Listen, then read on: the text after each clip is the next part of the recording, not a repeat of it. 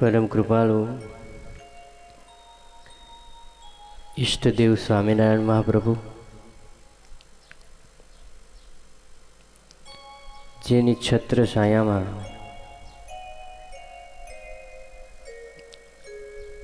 अपने कथानु आयोजन कर्यु छे एवा गढ़पुरपति गोपीनाथजी महाराज निज सिंहासन अंदर विराजमान वाला वाला घनश्याम महाराज અને સભાની અંદર ઉપસ્થિત દરેક વહાલા શ્રીજી મહારાજના દરેક ભક્તજનો ભાઈઓ ભાઈઓને જય સ્વામિનારાયણ, જય સ્વામિનારાયણ।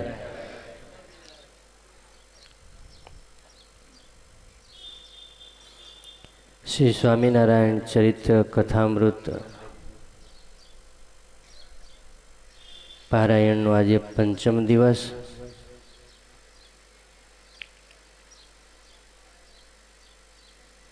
महाराज घरनो त्याग करी अने वननी अंदर पधारे छे।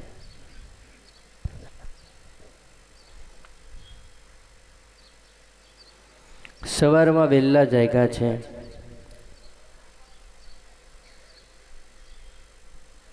भाभी सुवासिनी ने भाई प्रताप ने राम प्रताप ने हाथ जोड़ी नमन कर्या छे।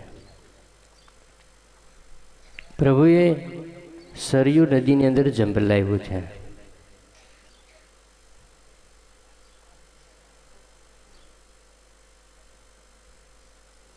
प्रभुना हाथनी अंदर 11 वस्तु धारण करी छे।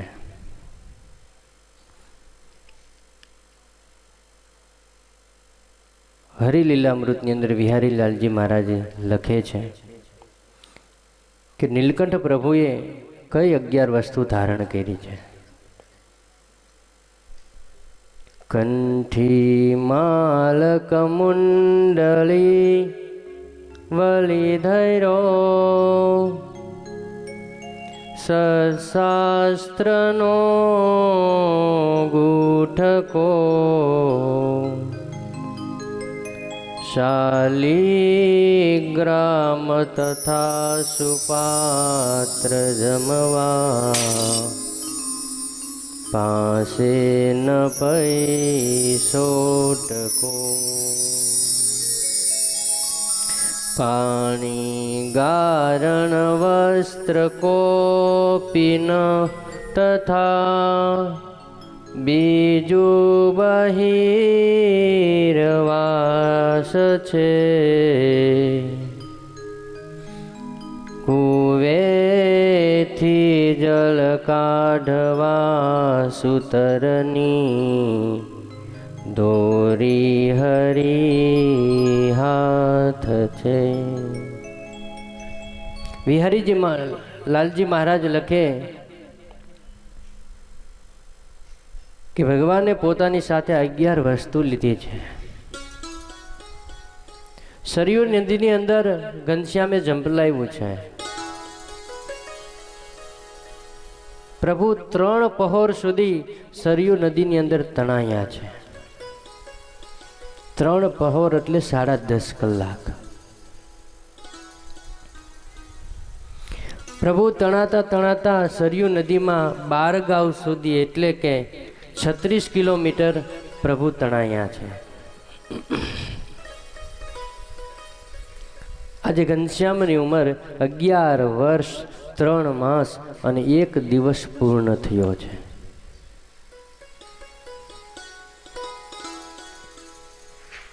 मननी अंदर भरपूर त्याग अने वैराग्य छे। जगतना कल्याण करवानी झंखनाओ झंखे छे।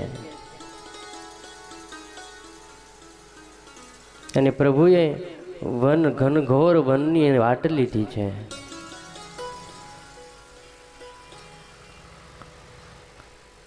नाना एवा घनश्याम 11 वर्षनी उमर छे। किशोर अवस्था लागे छे। उघाड़ा पग मक्कम मन करी लीधुं छे। अडग डगलाओ भरता भरता घनश्याम वननी अंदर प्रवेश करे छे।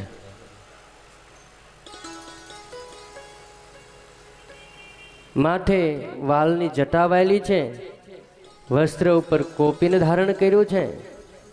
કોપીન સિવાય બીજું અન્ય કોઈ વસ્ત્ર શરીર પણ પ્રભુએ રાખ્યું નથી. જમણા ખંભા ઉપર મૃગ ચર્મ રાખ્યું છે. હાથની અંદર દંડ કમંડલ ધારણ કર્યા છે અને એક બગલની અંદર ધર્મદેવે જે વિદ્યા ભણાવી એમના સાર રૂપે જેમણે ગુટકો તૈયાર કર્યો હતો એ સાથે લીધો છે.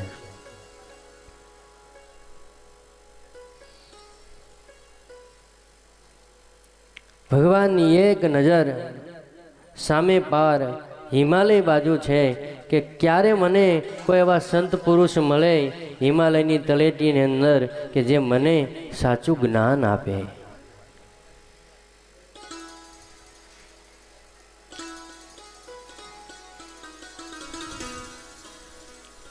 પોતે નિડરતાથી ડગલાઓ ભરે છે. મનની અંદર નક્કી છે લાખ વિઘન આવે તોય હવે જગતના કલ્યાણને માટે આગળ વધવું છે.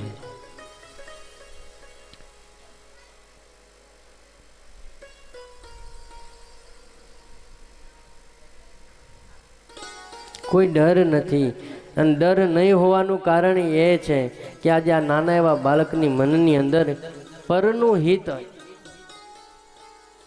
પોતાને લોભ નથી, પોતાને કોઈ બીજી આકાંક્ષાઓ નથી, પોતે સ્વસ્થ છે. રસ્તામાં પ્રભુ ચાલ્યા જાય છે, વનની અંદર પ્રવેશ કર્યો છે તો એક જગ્યાએ બાવાઓનું ટોળું બેઠું છે. બાવાઓએ છોકરાને જોયો, એમ થયું આ નાનું એવું બાળક ક્યાં જતું હશે.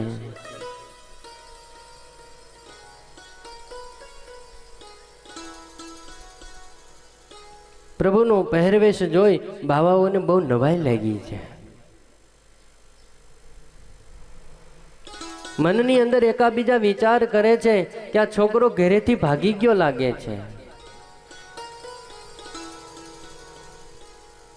પાછા પ્રભુના નિડરતાના ડગલા ભરતા જોઈ અને બાવાઓના મનમાં શંકા થાય, નાના રે ઘરેથી તો ભાગ્યો લાગતો નથી.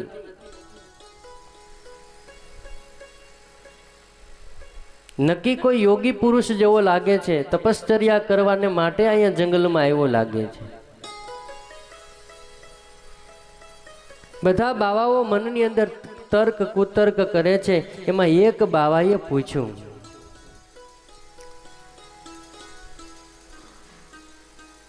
હે બ્રહ્મચારી, આમ એકલો અટલો ક્યાં જાય છે? બ્રહ્મચારીએ શાંત ચિત્તે હસમુખતા ચહેરે કીધું, બાબાજી, પગ જે જગ્યાએ લઈ જાય છે ને ત્યાં જવું છે. બીજો બાવો કે બ્રહ્મચારી મહારાજ, પગ તો તમને ઘોર જંગલની અંદર લઈ જશે.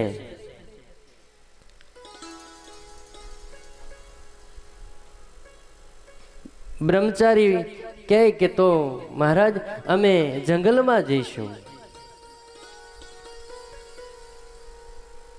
અમે જંગલમાં જઈશું એવો જવાબ સાંભળી બાવાઓના આગેવાન હતા ને એમણે એમ કીધું કે એ છોકરા, તને ખબર છે તું હજી નાનો છે,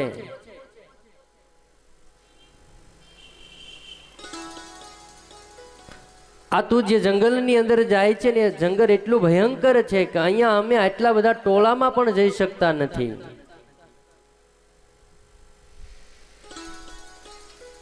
આટલા બધા ભેગા મળીને જઈએ છીએ ને તોય ડર લાગે છે. એટલું આ ભયંકર જંગલ છે. માટે તું એક કામ કરીને તું અમારી સાથે અમારી જમાતમાં જોડાઈ જા અને અમારો ચેલો થઈ જા, પછી અમે તને જંગલમાં તારી સાથે આવીશું.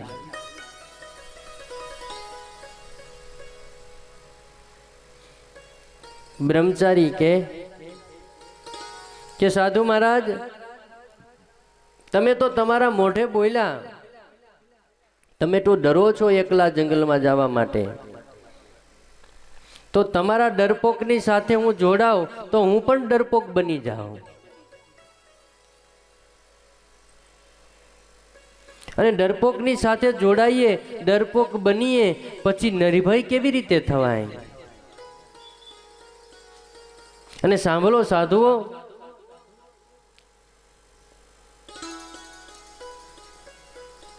નિર્ભય થયા સિવાય કલ્યાણનો માર્ગ સધાતો નથી.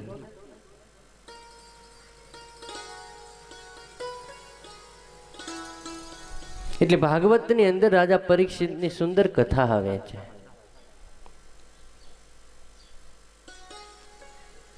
જ્યારે સુખદેવજી મહારાજ રાજા પરીક્ષિતને ભાગવતની કથા કહે છે, ત્યારે અમૃતનો કુંભ લઈ અને દેવતાઓ આવે છે. સુખદેવજી મહારાજને કહે છે કે રાજા પરીક્ષિતને તમારે 7મા દિવસે તક્ષક નાગ કરડવાનો છે, એનાથી તમારે બચાવવો છે ને, તો લ્યો અમે સ્વર્ગમાંથી અમૃતનો કુંભ લાવ્યા છીએ. એ રાજા પરીક્ષિતને એમનું પાન કરાવો, પછી 7 દિવસ પછી એમને સર્પદંશ થશે, અમૃત પીવાથી અમર બની જશે, એમને કંઈ નહીં થાય. ત્યારે સુખદેવજી મહારાજ હસવા લાગ્યા છે, દેવતાઓને કહે છે, દેવતાઓ તમે ભૂલા પડ્યા છો.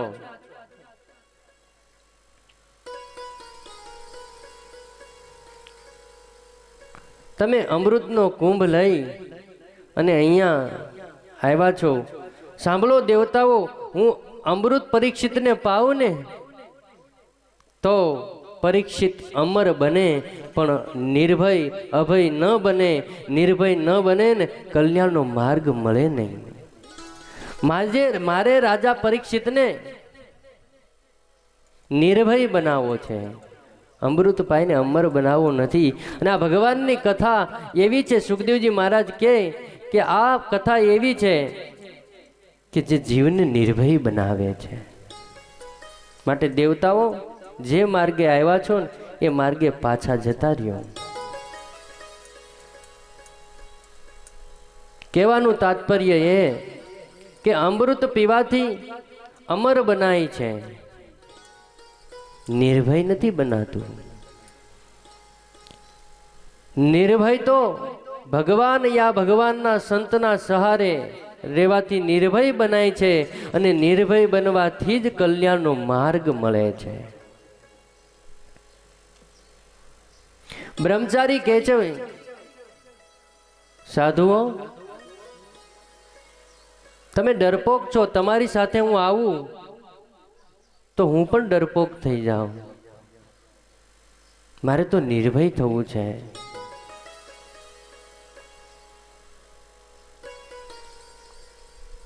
આ તો તમારી વાત એવી છે કે હું તમારી સાથે રહું તો હું પણ તમારી જેમ બીકની વાતો કરવા માંડું. જેમ મગના સંગથી ચોખા ચોખા મટી અને ખીચડી થાય છે, એવી રીતે ડરપોક ભેગો સહવાસ કરવાથી ડરપોક બનાય છે. માટે સાધુઓ, અમે તો એકલા જઈશું. આવી વાત નાના એવા બ્રહ્મચારીના મુખે સાંભળી અને બાવાઓના મનની ઉપર બહુ જ ખૂબ જ અસર પડી છે. બધા એકી સાથે બોલી ઉઠ્યા કે તો ચાલો આપણે પણ આ બ્રહ્મચારીની સાથે જઈએ, આપણે પણ નિર્ભય બનીએ. એકાબીજા સાધુઓ વાત કરે છે કે બ્રહ્મચારી નો જે ત્યાગ છે ને, અત્યાર સુધી આપણે કોઈ દિવસ આવો ત્યાગ જોયો નથી. બીજા સાધુ ત્રીજા સાધુને કહે છે કે હસતા મુખે મહાદેવજીએ જેમ વિષ પીધું હતું ને, અને જેવા નિર્ભય થઈને વિષ પીધું હતું ને, એવા આ બ્રહ્મચારી નિર્ભીક લાગે છે.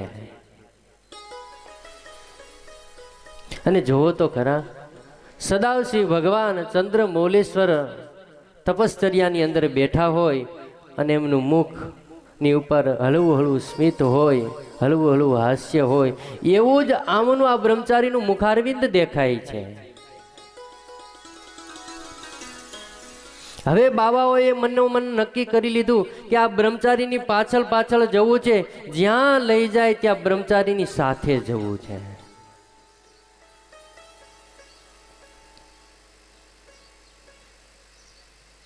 હવે બાવાઓ નિર્ભય થયા છે.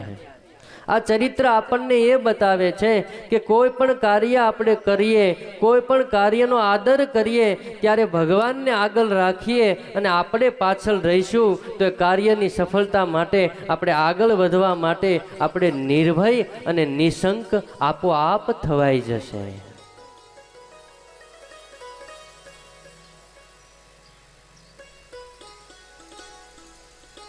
આ જ વાતને કૃષ્ણ ભગવાન ગીતાની અંદર કહે છે અર્જુનને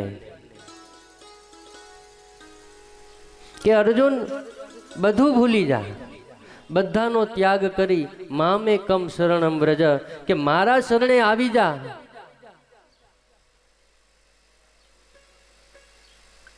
હું તને બધા ભયથી છોડાવીશ. મોટામાં મોટો ભય મૃત્યુનો ભય, આ ભયની પણ ચિંતા છોડી દે. બસ મારું એક શરણ લઈશ ને તો તનો બધો ભય તારો જતો રહેશે.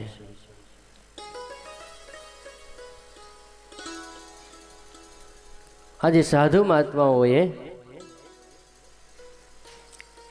બાલ બ્રહ્મચારીનું શરણ લીધું છે. આગળ બ્રહ્મચારી ચાલે છે, પાછળ સાધુઓની જમાયત ચાલે છે. ભયંકર વનની અંદર પ્રવેશ કર્યો છે. સૂર્યનારાયણનું એક એક કિરણ પડે ને એવો અંધારામય જંગલ છે.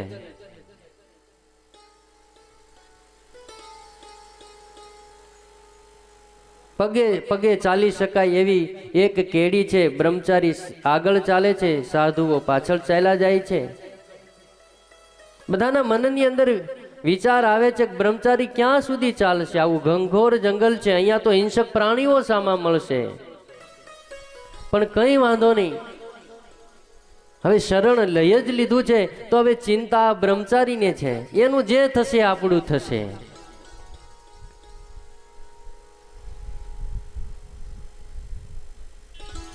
સાંજનો સમય થયો. એક ઘટાદાર વૃક્ષ આવ્યું એટલે બાલ બ્રહ્મચારીના રૂપમાં રહેલા નીલકંઠ વર્ણીએ એમ કીધું કે સાધુઓ, અહીંયા આપણે રાત્રિ રોકાઈએ. હવે બધા નીલકંઠ વર્ણી કહીને બોલાવા લાગ્યા છે, કારણ કે તપ ત્યાગ એ શિવજીના જેવો છે.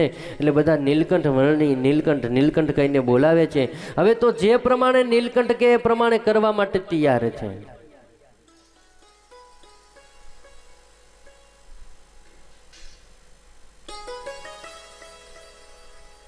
પ્રભુએ કીધું કે અહીંયા આપણે રાત્રિ રોકાઈએ. બધા કે સારું. બધાની પાસે જે જે સુવા પાથરવાનું હતું ને એ પોતાના થેલામાંથી કાઢી કાઢી બધા ઝાડ ઉપર ચડી ગયા અને એક ડાળથી બીજા ડાળ ઘોડિયા બાંધવા માંડ્યા. બ્રહ્મચારી કે આ શું કરો છો? અરે બ્રહ્મચારી, આ તો ભયંકર જંગલ છે, અહીંયા હિંસક પ્રાણીઓ રહે છે, એટલે રાત્રિએ અહીંયા આ ઝાડ ઉપર ઘોડિયા કરી અને એમાં સૂઈ જશું, પછી હિંસક પ્રાણીઓ આપણને કાંઈ નહીં કરી શકે. ત્યાં એક બાવો આવ્યો, નીલકંઠને કહે છે, નીલકંઠ, મારી પાસે બીજી એક પછેડી વધારાની છે, એનું ઘોડિયું હું તને કરી દઉં. નીલકંઠ કે નારે ના, નાનો હતો ત્યારે બહુ ઘડિયામાં હું ઝીલો છું, હિંચકો છું. પણ નીલકંઠ, અહીંયા વન્ય પ્રાણીઓ આવશે, અહીંયા હિંસક પ્રાણીઓ આવશે,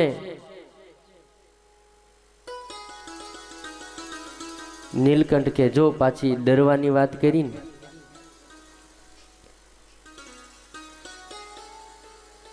નીલકંઠ કે એમાં તમારો વાંક નથી,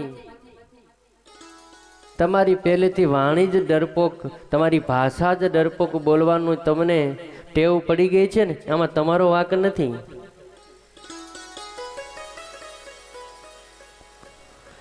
એક સાધુને એમ થયું કે જે પ્રમાણે નીલકંઠ કરે ને એ પ્રમાણે જ આપણે કરવું છે.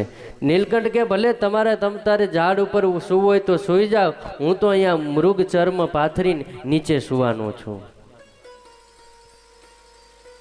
એક સાધુએ નક્કી કર્યું કે નીલકંઠ જે પ્રમાણે સૂવે એ પ્રમાણે મારે પણ સૂવું છે.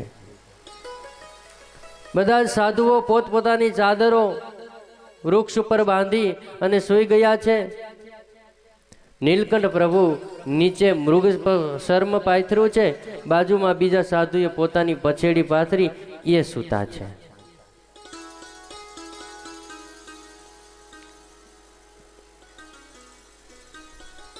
હવે વિચારો, મધ્યરાત્રિ થઈ, બધા ઉપર સૂતેલા જે બાવાઓ છે એ જાગે છે, નીચે સૂતેલા નીલકંઠ વર્ણી અને એના આશરો લઈ અને સૂતેલા પેલા સાધુ ઘસઘસાટ ઊંઘે છે. ઓલા ઘોડિયામાંથી આમ બહાર ડોકું કરે કે હમણાં હિંસક પ્રાણી આવશે અને હમણાં નીલકંઠને પેલા સાધુને ખાઈ જશે. એટલે એ જાગે છે. નીચે સૂતેલા નીલકંઠ પ્રભુ અને પેલા સાધુ ઘસઘસાટ ઊંઘે છે. આનો ચોખ્ખો અર્થ એ થયો કે જે ભગવાનના શરણે જાય છે એને સુખ શાંતિ મળે છે, અને જે ભગવાનના થી દૂર રહે છે એને કાયમી જાગવાનો વારો આવે છે.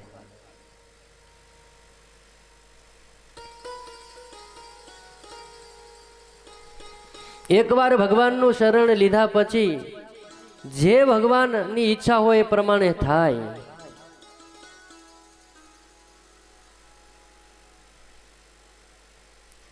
મધ્યરાત્રિનો સમય થયો. ઉપર સૂતેલા સાધુઓ જોવે છે, એક ભયંકર પ્રાણી દેખાયું છે. બધાની આંખો કપાળે ચડી ગઈ. પણ નીલકંઠ અને પેલા સાધુ એ તો શાંત ચિત્તે સૂતા છે. ઓલાને એમ થયું હમણાં આવશે, હમણાં નીલકંઠને મારી ખાય છે. નજીક આવ્યું, જોયું તો ઝરખ હતું. નીલકંઠ પ્રભુ ત્યાં સૂતા છે, ત્યાં ફરતી બાજુ એ સૂંઘી અને પછી ઉપર જોયું છે. ઝરખે ઉપર જોયું, પેલા સાધુઓને એમ થયું કે આ નીચે રહેલા નીલકંઠને તો કાંઈ કર્યું નહીં, અને ઉપર જોઈ પેલું ઝરખ પોતાની જીભ પોતાના મોઢા ઉપર ફેરવે છે. હવે તો બીક લાગવા માંડી. મનની અંદર અફસોસ કરે છે કે પેલા સાધુએ નીલકંઠનું શરણ લીધું તો એને કાંઈ ન કર્યું. આપણે અહીંયા ઊંચે સૂતા છીએ છતાંય આપણી રાહ જોઈને ઝરખ ઊભું છે. સાધુઓ બુબા બૂમ થઈ ગયા કે નીલકંઠ અમને બચાવે, અમને બચાવે. ભગવાનને પુકાર કર્યો ને.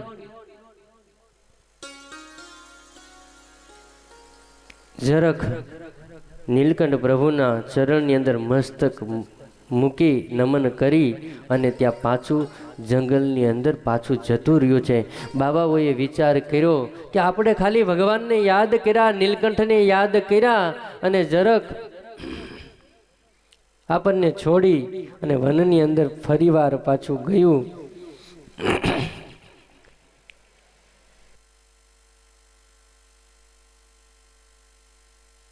એટલે આનો ચોખ્ખો અર્થ એ થયો કે આપણે નિર્ભય થશું, અને નિર્ભય થવા માટેનું એક જ ઠેકાણું છે કે આપણે આ બ્રહ્મચારીનો શરણ લઈએ. हो है जीत तुम्हारे हाथों में और हार तुम्हारे हाथों में, अब सौंप दिया इसे जीवन का सब भार तुम्हारे। हाथों में।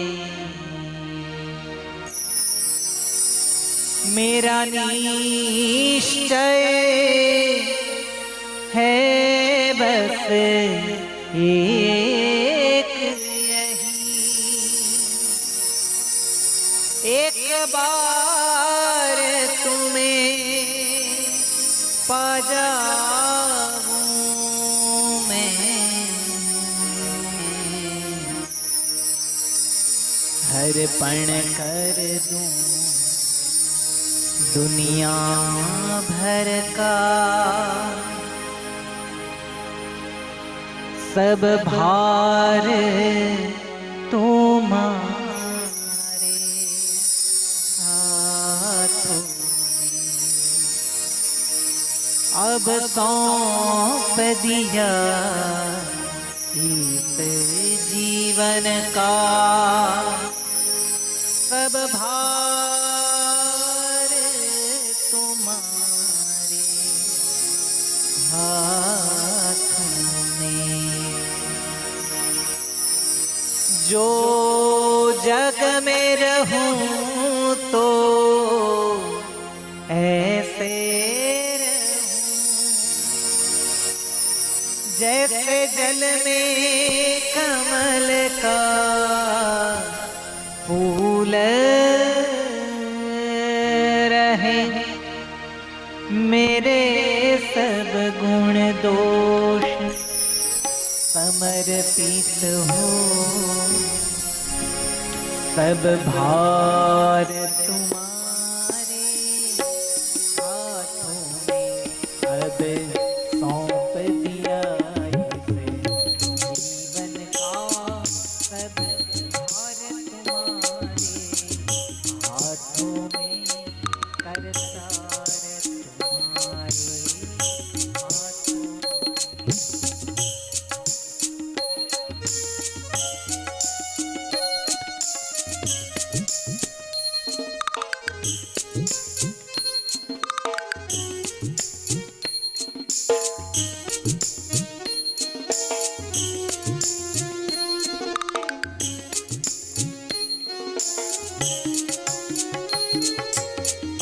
मानव का मुझे जन्म मिले,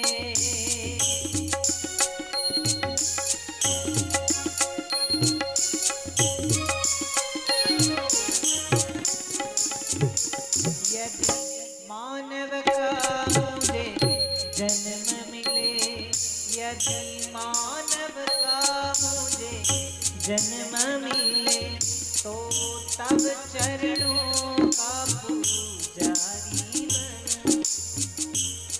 इस पूजा की रज का, इस पूजा की रज का भार तुम्हारे हाथों में। अब सौंप दिया इस जीवन का भार तुम्हारे हाथों में। किरतार तुम्हारे हाथों में, सब भार तुम्हारे हाथों में। પ્રભુ નીલકંઠે ત્યાં બાવાઓને કલ્યાણનો માર્ગ બતાવ્યો છે. ત્યાંથી નીલકંઠ વર્ણી તીર્થ યાત્રા કરતા કરતા બંસી નામના ગામની અંદર આવ્યા છે. ગામથી થોડે દૂર રાજાનો એક બગીચો હતો. આ બગીચાની અંદર એક મોટું ઘટાદાર વૃક્ષ, એની નીચે નીલકંઠ પ્રભુએ મુકામ કર્યો છે. બાજુમાં નદી વહે છે. સ્નાન કરી બાગમાં આવીને ધ્યાનમાં બેઠા છે. ઝાડ ઉપર રહેલા પક્ષીઓ કિલકિલાટ કરે છે.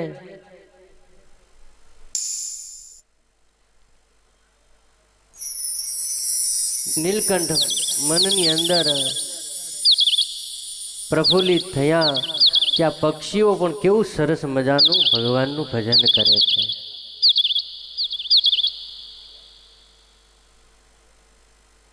થોડા દિવસ અહીંયા પ્રભુ રોકાયા છે. એક દિવસ સવારનો સમય છે, ધ્યાનસ્થ નીલકંઠ વર્ણી વૃક્ષની નીચે બેઠા છે. એવામાં બંદૂકના બે અવાજ સંભળાણા છે. નીલકંઠની આંખ ધ્યાનમાંથી ઉઘડી ગઈ. એ જ વખતે ઝાડ ઉપરથી બે ઘાયલ પક્ષીઓ નીલકંઠ પ્રભુના ખોલાની અંદર પડ્યા છે.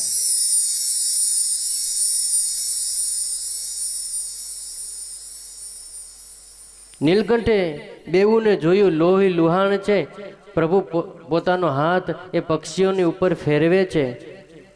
કમુંડળમાંથી પાણી લઈ પેલા પક્ષીઓની ચાંસની અંદર પ્રભુ ટીપે ટીપે પાણી પાય છે.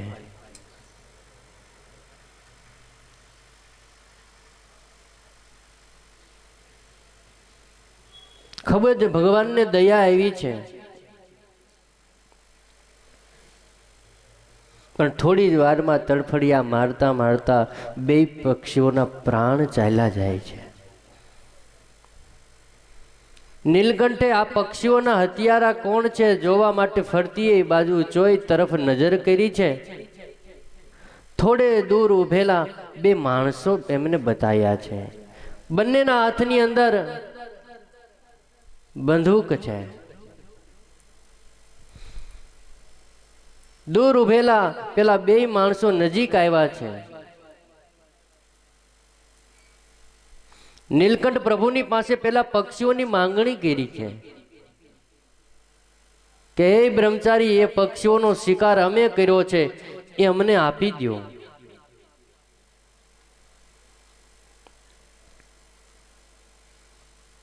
નીલકંઠ પ્રભુ રડતા હૃદયે કહે છે પેલા માણસોને, તમે કોણ છો? કે અમે આ રાજ્યના રાજાના સૈનિકો છીએ, રાજાના માણસો છીએ. અમે શિકાર કરવા માટે આવ્યા હતા અને આ પક્ષીઓનો શિકાર અમે કર્યો છે, માટે પક્ષીઓ અમને આપી દો.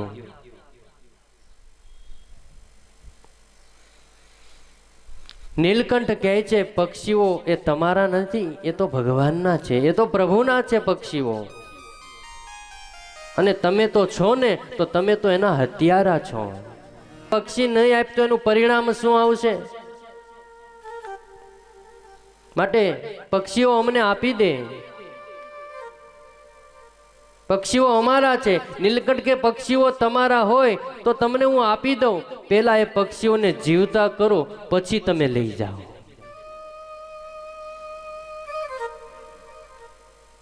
પેલા શિકારીઓ ખીજાયા છે. એ છોકરા કે સાંભળી લે, આ દુનિયાનો ધારો છે, દુનિયાનો નિયમ છે કે મારીને માલિક થવાય, જીવાડીને ન થઈ શકાય.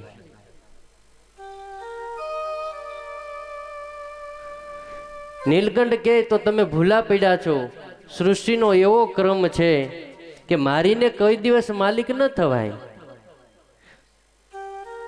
બીજાને ભાવ પ્રેમ આપી, બીજાને સુખ આપી અને માલિક થવાય. ભગવાન આ દુનિયાનો માલિક છે. એ ભગવાનને આ દુનિયાનો માલિક આપણે એટલે કહીએ છીએ કે ભગવાન બધાને સુખી કરે છે. જેણે જેણે ભગવાનની પ્રાપ્તિ કરી એમણે આ દુનિયાનું સર્વસ્વ સુખ પ્રાપ્ત થયું છે.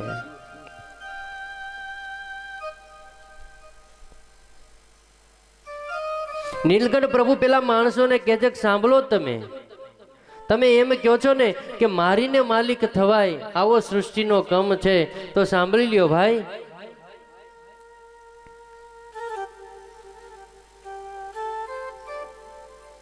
મનુષ્ય માત્રને એ નિયમ છે કે તમે કોઈને જીવ આપી ન શકો ને તો કંઈ નહીં, પણ કોઈને જીવ તો આપણે લઈ ન શકીએ.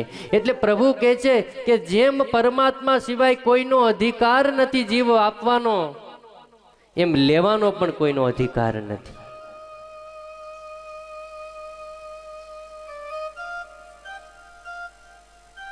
જેમ જીવન ભગવાનના હાથમાં છે, મૃત્યુ પણ ભગવાનના હાથમાં છે. આ દુનિયાના શાશ્વત નિયમ છે. નીલકંઠ પ્રભુનો પ્રેમાળ હાથ પેલા મૃત પક્ષીઓની ઉપર ફરે છે. તેમની આંખોમાં આંસુ આવી ગયા છે.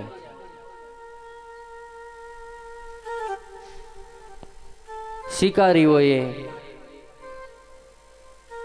પ્રભુના ખોળામાં રહેલા પક્ષીઓને આંચકો મારી અને એ પક્ષીઓ લઈ ઘોડા ઉપર સવાર થઈ અને જતા રહ્યા છે. નીલકંઠ પ્રભુને બહુ દુઃખ લાગ્યું છે.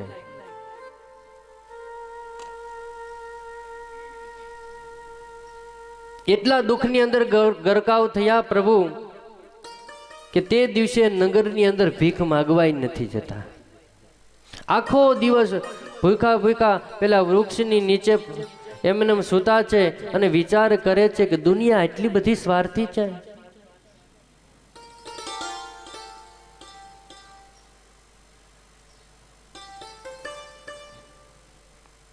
આમ કરતા કરતા સાંજ પડી, મધ્યરાત્રિ થઈ, ભગવાનની આંખોની અંદર ઊંઘ ભરાતી નથી. બસ એક જ વાત એમને ચિંતન કરે છે કે આટલી બધી સ્વાર્થી દુનિયા છે, નિર્મળ પશુઓ એમને આવી રીતના મારી અને ભક્ષણ કરે, આટલી સ્વાર્થી દુનિયા છે.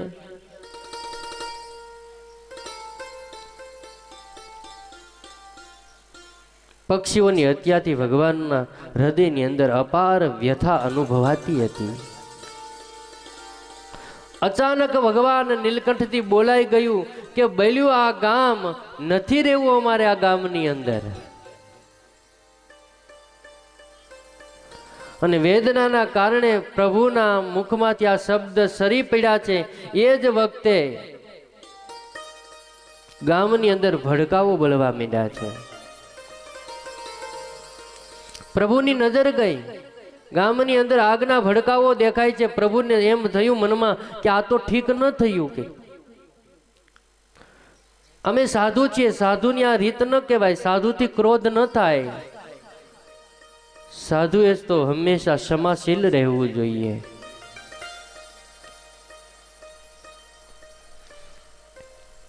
નીલકંઠ કે અરે આ મારાથી શું થયું? અરે મારી વાણી આ તો કારો કેર વર્તાયો.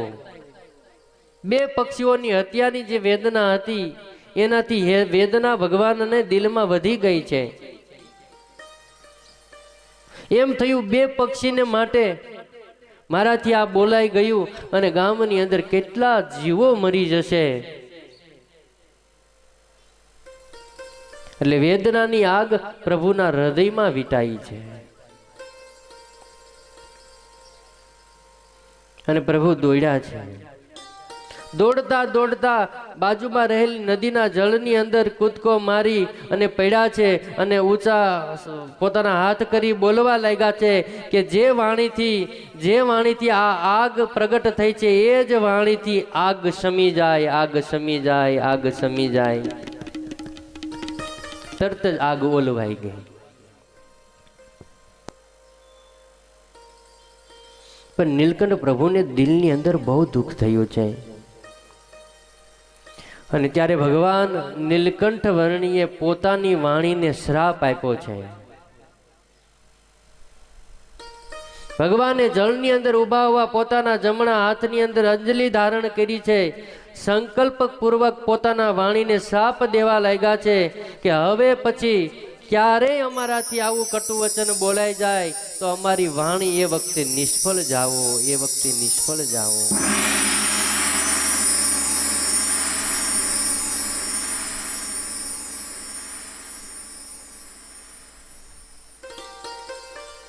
ત્યાંથી પછી પ્રભુ સ્નાન કરી અને આગળ વિચરણ માટે પધાર્યા છે. હિમાલયના પહાડની ગુફાઓમાં પ્રભુએ પ્રવેશ કર્યો છે. ફૂલાશ્રમ આવ્યા છે. જ્યાં ફૂલાશ્રમની અંદર ઘણા તપસ્વીઓએ તપશ્ચર્યાઓ કરી છે અને આજે પણ ફૂલાશ્રમની અંદર આ મહા મોટા મુનિઓ જતીઓ એ ભગવાનનું ભજન કરે છે. નીલકંઠ વર્ણીએ 6 માસ સુધી ત્યાં રહી અને કઠિન આકરી તપશ્ચર્યાઓ કરી છે. બસ દિવસ અને રાત્રિ પોતાના મૂળ સ્વરૂપની અંદર મગ્ન રહેવું, ન ખાવું, ન પીવું, ન ઊંઘવું, બસ આખો દિવસ પોતાના સ્વરૂપની અંદર મગ્ન રહેવું.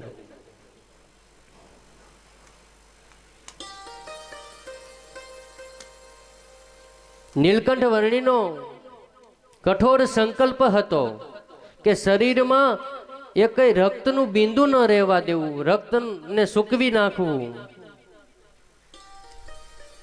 અને ભગવાને વન વિચરણ પૂર્ણ કર્યું ત્યાર સુધી ભગવાનને કંઈ વાગતું ને તો પાણી નીકળતું,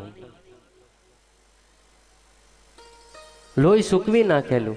એટલે લોજની અંદર રામાનંદ સ્વામીની પાસે આવ્યા ને તો એ વખતે મહારાજનું ખાવાનું તો બધું એવું જ હતું. એટલે ત્યાં એક બાવાઓની જમાત આવી.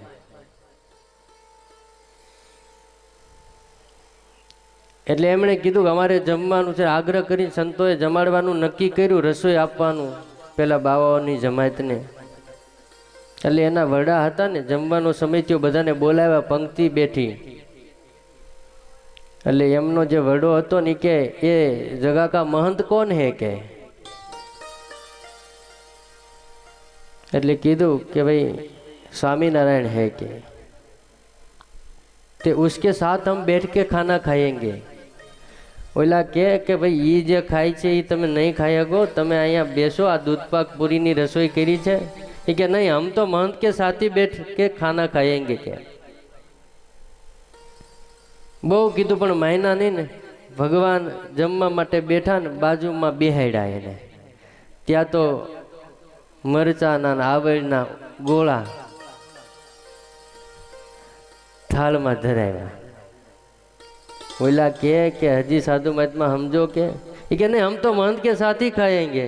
अने भगवाने गोळो मोढा में मूक्यो, मींढी आवळ अने मरचानो, अने पेला महंते मूक्यो बाबानी जमातना आगेवाने. अने ई जे भाई लाय हाली छे सुस्वादा करता गयो, खेखटिया करे के बीजा के ले कયું નો કહેતો તો महंत साथे खाना खाएंगे के ले खा. ये तो भगवाने एवी आकरी तपश्चर्याओ करी जेने कारणे आज भगवानना शरीरनी अंदर लोही सूकवी अने भगवानने लागे नीलकंठने तोय ए लोहीनी जग्याए पाणी निसरतुं. अने वाला भक्तो, आ संप्रदायना पाया छे ने ए बहु ऊंडा छे.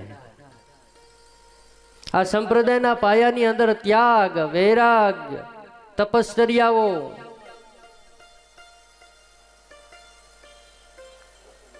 अपना ઈષ્ટદેવ સ્વામિનારાયણ ભગવાન 7 વર્ષ કેટલી આકરી તપશ્ચર્યાઓ કરે છે. ત્યાર પછી લોજની અંદર આવ્યા, સંપ્રદાયની સ્થાપના થઈ, સંતોને બનાવ્યા. સંતોને પણ એવા એવા નિયમો આપી, તપશ્ચર્યાઓ કરી, સંતોને એવા એવા ઘડ્યા છે. અને આ સંપ્રદાયને ઉજળો બતાવ્યો છે, ઉજળો કરી બતાવ્યો છે.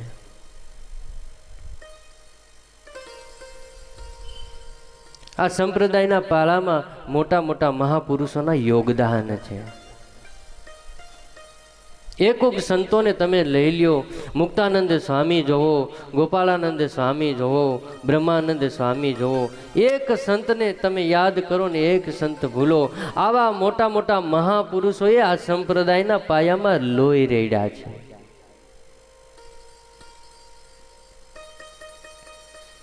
અને પાછા ભક્તો કેમ સુખી થાય, ભક્તો કેમ રાજી થાય, અને જાજામાં જાજા કેમ સત્સંગી બને, ભગવાનને ઓળખે. આ એક નેમ લઈ ભગવાન સંતો ભગવાનને ઓળખાવા માટે ગામડે ગામડે ફરતા. અરે ગામડે ગામડે તો ફરે બરાબર છે, પણ ખેતરની અંદર ખેડૂત હળ હાંકતા હોય, સાતી હાંકતા હોય તો એ ઉથલ ફરતા હોય એની પાછળ સંતો ફરે અને ભગવાનનો મહિમા કે અને કંઠી બાંધે.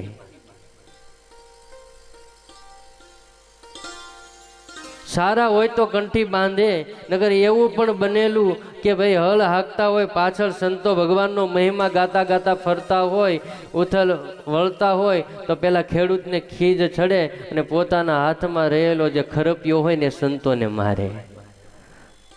છતાંય સંતોએ આ સંપ્રદાયની સ્થાપના માટે, આ સંપ્રદાયના વિકાસને અર્થે જેમ બને તેમ સંતો એવો જ પ્રયત્ન કરતા કે મહારાજ મુમુક્ષ જીવને ઓળખાય.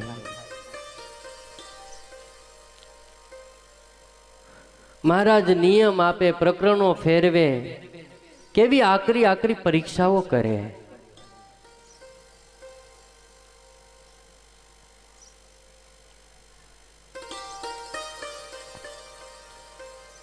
સંતો બહુ મહારાજને વાલા છે, છતાંય ભગવાન આવી રીતે સંતોને તાવે છે. મહારાજને મનમાં એમ કે મારા એકોક સાધુ પરિપૂર્ણ હોવા જોઈએ.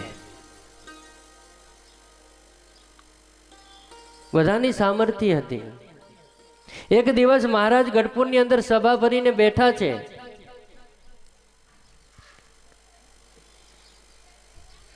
સભાની અંદર ભક્તો બેઠા છે, સંતો બેઠા છે. એટલે મહારાજને એમ થયું કે આજે ભક્તોને બતાવીએ કે અમારા સંતો કેટલા સમર્થ છે. એટલે મુક્તાનંદ સ્વામીને મહારાજે ઊભા કર્યા. મુક્તાનંદ સ્વામીને મહારાજ કહે, મુક્તાનંદ સ્વામી તમે શું સામર્થ્ય ધરાવો છો? મુક્તાનંદ સ્વામી નત મસ્તક રાખી અને કઈ બોલતા નથી. અરે મહારાજ કે સ્વામી હું તમને કહું છું, તમે કંઈક બોલો તો ખરા. અને સ્વામી અમારે આજે ભક્તોજનોને બતાવવું છે કે અમારા એકોક સાધુ એ કેટલા સમર્થ છે. બહુ કીધું ને મહારાજે. ત્યારે સ્વામીએ હાથ જોડીને એમ કીધું કે મહારાજ હું તો તમારો દાસ છું, હું કાંઈ જાણતો નથી, મારી કાંઈ સામર્થ્ય નથી, પણ મહારાજ આપની કૃપાથી મારી પાસે એટલું છે કે ગમે એવો ક્રોધાયમાન માણસ હોય, હાથમાં હથિયાર લઈ અને કોઈને મારવા માટે નીકળ્યો હોય અને મહારાજ મારી સામે આવી અને ઊભો રે, હું બે શબ્દ કહું ને એનો ક્રોધ ઉતારી નાખું. મહારાજ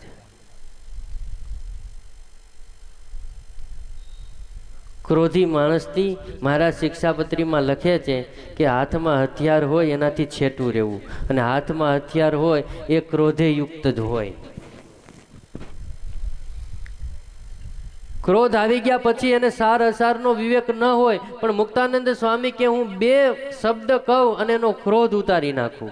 આ જેવી તેવી સામર્થ્ય નથી હો, પણ મહારાજ આ બધું તમારી કૃપાથી છે. બ્રહ્માનંદ સ્વામીને મહારાજે કીધું, બ્રહ્માનંદ સ્વામી તમે કયો તમારી સામર્થ્ય શું? બ્રહ્માનંદ સ્વામી પણ કઈ કહેતા નથી. મહારાજે આગ્રહ કર્યો એટલે બ્રહ્માનંદ સ્વામી કહે છે કે મહારાજ આ શરીર તમારી કૃપાથી મળ્યું છે, વિદ્યા પણ તમારી કૃપાથી પ્રાપ્ત થઈ છે, ગાઈને ગાવણું કરીએ છીએ એ આપની કૃપા છે. મહારાજ એકવાર તમે અમને આજ્ઞા કરો, 1 પોર 2 પોર 3 પોર તમે કયો ત્યાં સુધી હું ગાયા જ કરું, ગાયા જ કરું, ગાયા જ કરું, થાકું નહીં. આ ઈ તમારા બ્રહ્માનંદ સ્વામીની સામર્થ્ય છે, તમારા બ્રહ્માનંદની. શીઘ્ર કવિ લાડુદાન ગઢવી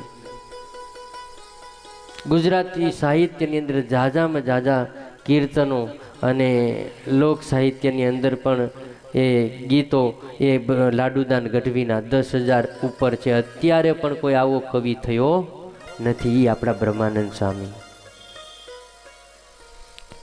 પ્રેમાનંદ સ્વામીને મહારાજે ઊભા કર્યા. પ્રેમાનંદ સ્વામી તમે શું સામર્થ્ય ધરાવો છો? પ્રેમાનંદ સ્વામી તો આમે ગરીબ હૃદયના સાધુ.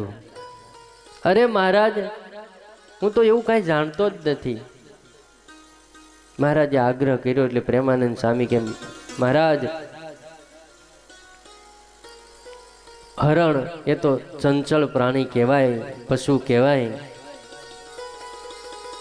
પણ હું સારંગી વગાડતો હોય અને હરણને પણ સ્થિર કરી દઉં આટલી સામર્થ્ય મારી છે. નગર હરણું ચંચળ છે, એ ઊભું હોય ને તો એની પૂંછડી હલાવ્યા કરે એ શાંત ન રહે.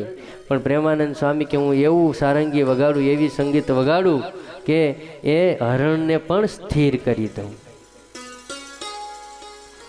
છેલ્લે મહારાજે ગોપાલાનંદ સ્વામીને કીધું કે સ્વામી તમે શું સામર્થ્ય ધરાવો છો?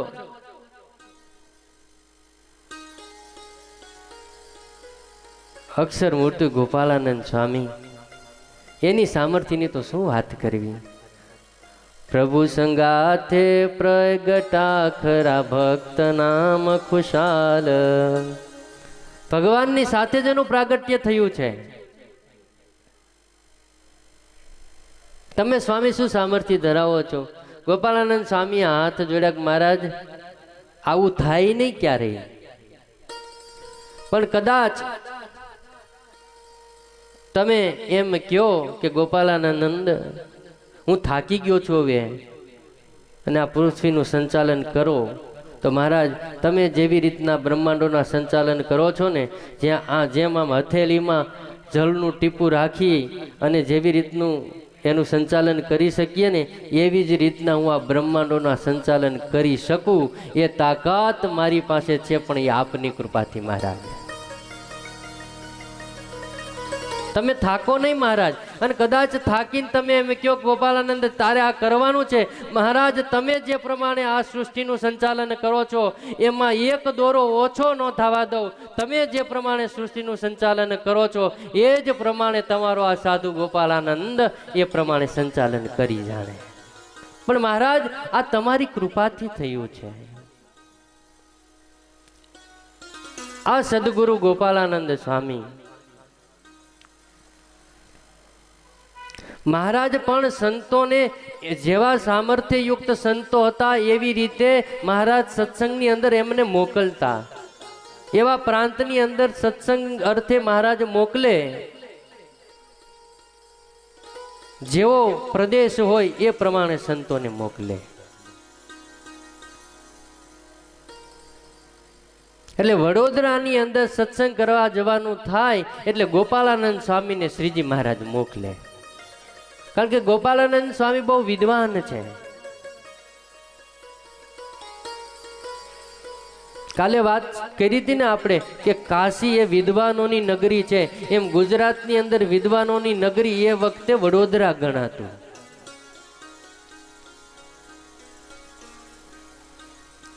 એટલે ગોપાલાનંદ સ્વામીને વડોદરા જ્યારે સત્સંગ કરવા જવાનું હોય ત્યારે મહારાજ ગોપાલાનંદ સ્વામીને મોકલે અને ગોપાલાનંદ સ્વામી વડોદરા સત્સંગ કરાવવા જાય.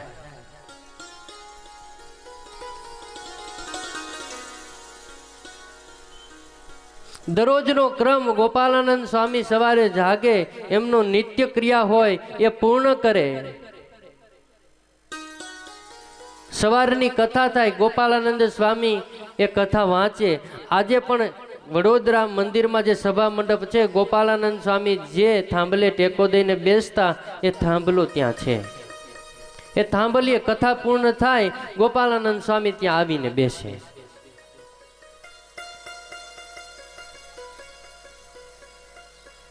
પણ ગોપાલાનંદ સ્વામી એક વસ્તુ દરરોજ જોવે. સ્વામી કથા પૂર્ણ કરી પેલા થાંભલીના ટેકે બેસે, એક વ્યક્તિ આવે,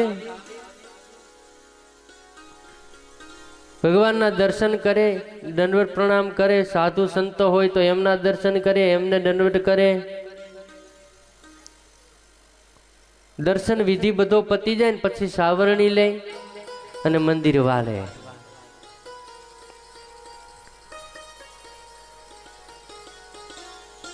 મંદિર વલાઈ જાય, વાલેલ ચોલેલ ભેગું કરી કચરા પેટીમાં નાખી સાવરણી યથા યોગ્ય પાછી મૂકી અને જતો રહે. પાછો 10 વાગે પાછો ભગવાનનો થાળ થાય ત્યારે પાછો આવે, થાળ ઉતરે, ભગવાનના દર્શન કરી, સંતો હોય એના દર્શન કરીને જતો રહે, પાછા ભગવાન જાગે ત્યારે આવે,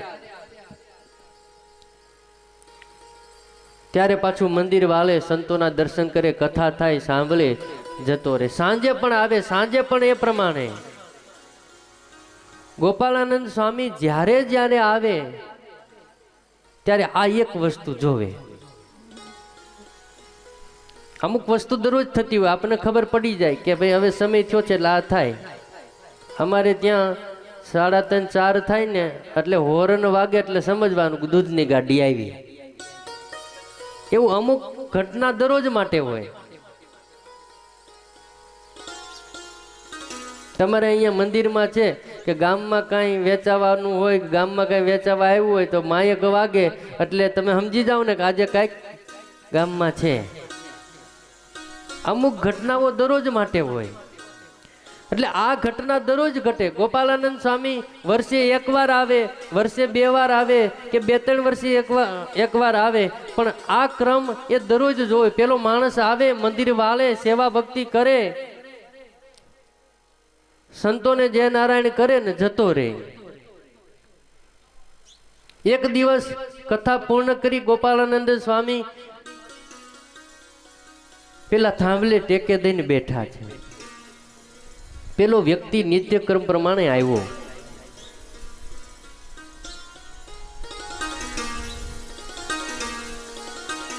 ભગવાનના દર્શન કર્યા, મંદિર વાયલું. ગોપાળાનંદ સ્વામીએ બોલાવ્યો, અને ગોપાળાનંદ સ્વામીએ બોલાવ્યો એટલે પેલા વ્યક્તિને આનંદ થયો કે સ્વામી આજે મને બોલાવ્યો, મારા કેટલા ભાગ્ય. સ્વામીએ કીધું ભાઈ અહીંયા આવો તો.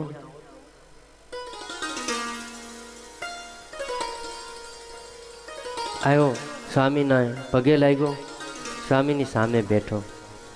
સ્વામી કે ભાઈ હું દરરોજ જોઉં છું, તું દરરોજ આવે છે, ભગવાનના સંતોના દર્શન કરી અને મંદિર વાલે છે, તું શું કરે છે? કે બસ સ્વામી કાંઈ ધંધો તો એવો કરતો નથી, પણ આ મંદિર વાળું છું, મંદિરની સેવા કરું છું, મહારાજની સેવા કરું છું, અને સેવાનું અંગ છે, મને એમાં આનંદ થાય છે એટલે હું આ બધું કરું છું. સ્વામી કે એ તો બહુ સારું, તારું નામ શું છે? કે સ્વામી મારું નામ મંગળ છે. કે સ્વામી કે નામ પણ બહુ સરસ છે કે મંગળ. સ્વામીને પેલો મંગળ કે સ્વામી નામ જ મંગળ છે, પાછળ બધું અમંગળ જ છે. કે કેમ? સ્વામી મંદિરે આવું છું, પછી કાંઈક રોજગાર મળે, ક્યાંક મજૂરી મળે, જાવ તો છોકરાઓ છૈયા એ રોટલા ભેગા થાય, નકર ભૂખા સુઈ જઈએ. સ્વામી કે હું વાત કરો છો? કે હા સ્વામી.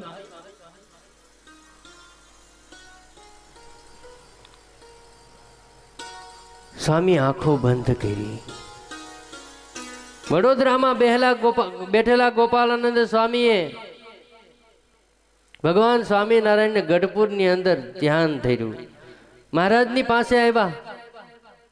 લીંબ તરુની નીચે 3 છોગાની પાઘના ધરતલ શ્રીજી મહારાજ સભા કરીને બેઠા છે. મહારાજને કે મહારાજ વડોદરાનો આ મંગલ હું દરરોજ જોઉં છું, કેવો પરમ ભક્ત છે, મહિમાએ યુક્ત મંદિરની સેવા કરે છે, સાવરણી વાળે છે, સંતોની પાસે કથા વાર્તા સાંભળે છે, અને મહારાજ જીવનની અંદર આટલી બધી દારિદ્રતા.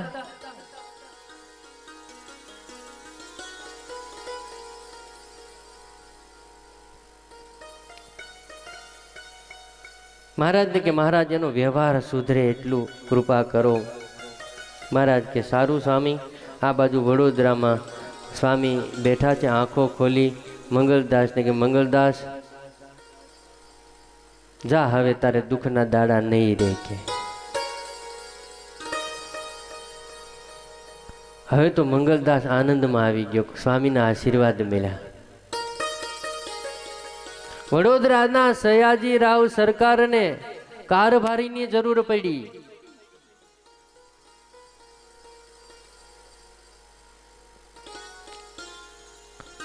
એટલે એને વડોદરાની અંદર ફરમાન કર્યું એમના સૈનિકોને કે કોઈ પ્રેમાળ કોઈ વ્યવહાર કુશળ વ્યક્તિ હોય તો અમારે જરૂર છે, વિશ્વાસ પાત્ર હોવો જોઈએ. તો દીવાને કીધું કે મહારાજ આપણા શહેરની અંદર પેલો મંગળ છે ને એ સ્વામિનારાયણનો આશ્રિત છે, તિલક ચાંદલો કરનાર છે, અને આમે સયાજીરાવ સરકારને સ્વામિનારાયણના આશ્રિત પ્રત્યે ભાવ હતો. એને ખબર હતી કે તિલક ચાંદલો અને ભગવાન સ્વામિનારાયણનો આશ્રિત હોય એની કંઠી બાંધી હોય એ ક્યારેય ખોટું ન કરે.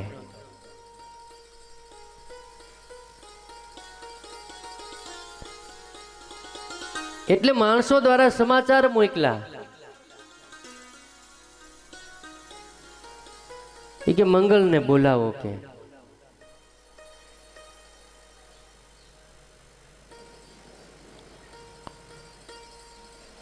બોલાવવામાં આવ્યા મંગળને કહેવામાં આવ્યું તમને સયાજીરાવ બોલાવે. પેલા તો સમાચાર મળ્યા ને બી ગયા. હવે રાજનું તેડું આવ્યું એટલે કાંઈક આપણે વાકમાં હોઈએ તો જ બોલાવે રાજ. માણસોએ કીધું એવું નથી, તમને નોકરીમાં રાખવાના છે. મનોમન પ્રાર્થના કરી કે સદગુરુ ગોપાળાનંદ સ્વામીના આશીર્વાદથી જ મને આજે સયાજી રાવે નોકરી માટે બોલાવ્યો છે. નગર 30 વર્ષ ત્યાં હું અહીંયા વડોદરામાં રહું છું, કોઈ દિવસ મારું નામ પણ કોઈએ સારી રીતના નહોતું લીધું, અને આજે મને રાજા બોલાવે. નક્કી ગોપાળાનંદ સ્વામીની કૃપા જ છે. આ રાજ્યની અંદર ગયા છે, બંને બાજુ 4 માણસો છે.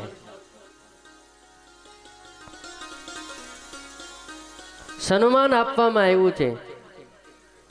સયાજી રાવે માણસોને ઈશારો કર્યો એટલે થાળની અંદર એ મોંઘા મોંઘા મૂલ્ય વસ્ત્રો, રાજના વસ્ત્રો લાવવામાં આવ્યા છે. રાજા કહે છે કે મંગળદાસ આ વસ્ત્રનું ધારણ કરો. આજથી અમે આ રાજ્યના કારભારી તરીકે તમને નિમીએ છીએ. માણસોને કીધું અમને રહેવા માટે એક બંગલો આપો, આવન જાવન કરવા માટે ઘોડાગાડી આપો. બધું રાજ તરફથી આપવામાં આવ્યું. મનમાં મંગળદાસ ગોપાળાનંદ સ્વામીને ભગવાન સ્વામિનારાયણને પ્રાર્થના કરે, હે પ્રભુ આ જે પણ કાંઈ મને મળ્યું છે આપની કૃપાથી મળ્યું છે.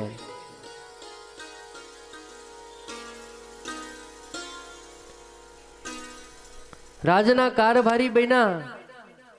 હવે તો આખા વડોદરાની અંદર માન સન્માન મળવા માંડ્યું છે. દરરોજ મંગળીઓ કેનાર મંગળભાઈ કેવા માંડ્યા છે, મંગળદાસ કેવા માંડ્યા છે.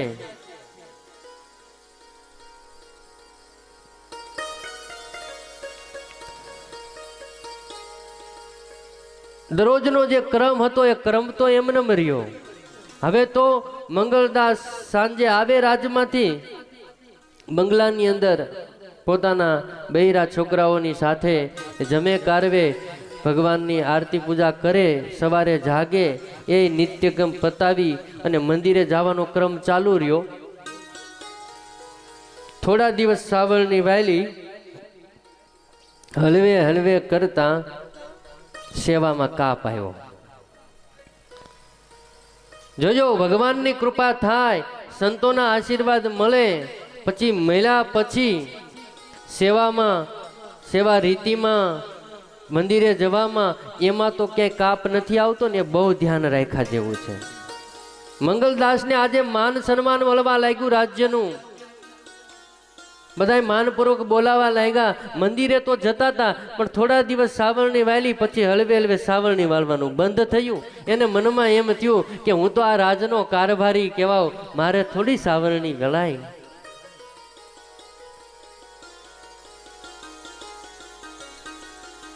પેલા સવારે વહેલા આવતા હતા, હવે 10 વાગ્યાનો સમય થયો,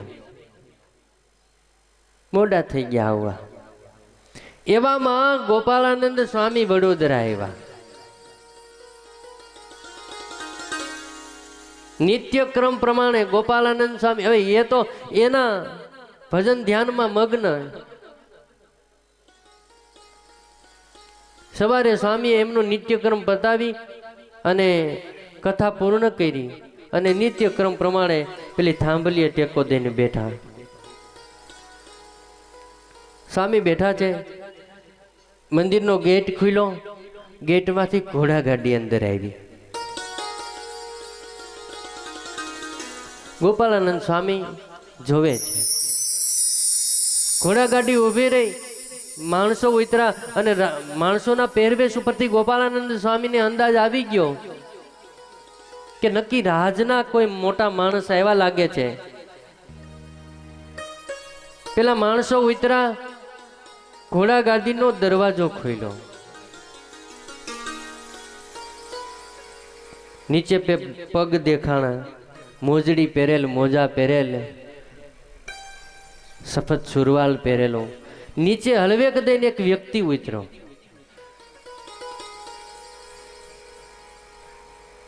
ગોપાળાનંદ સ્વામીએ જોયું અને પેલો વ્યક્તિ ઉતરીને આમ ફર્યો છે અને ગોપાળાનંદ સ્વામીની નજર ગઈ કે આ તો પેલો મંગળીયો. કે નજીક આવ્યા, ગોપાળાનંદ સ્વામી કે આય મંગળ આય. કે અને ઓલાને એમ થયું કે મને મંગળ કીધો.